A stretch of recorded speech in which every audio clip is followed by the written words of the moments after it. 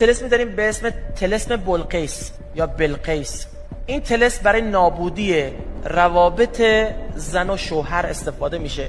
یه طلسمی داریم طلسم پریان بهش میگن. طلسم برای جذب معشوقه، برای هر کسی انجام بشه تا آخر عمرش نمیتونه از این فرد دست بکشه، حتی اگر بهش ظلم بکنه بازم چیه؟ نمیتونه ازش فاصله بگیره. طلسم زبانبند داریم. کارکرد این طلسم بستن زبان هست. چهارمین طلسم اژدها بهش میگن. طلسم اژدها باعث مرگ میشه، اصلا برای مرگ نوشته میشه. پنجم احنوس، برای بازگشایی امور استفاده میشه. ششم یه طلسمی داریم به نام طلسم عقرب.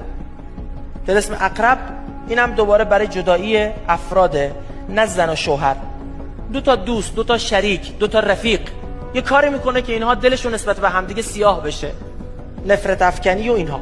یه طلسمی داریم هفتم، طلسم سیاه بهش میگن، که این هم در واقع همون بحث مرگ. اینا طلسم های معروفی هست که تو بازار خیلی شایع هست و استفاده میشه.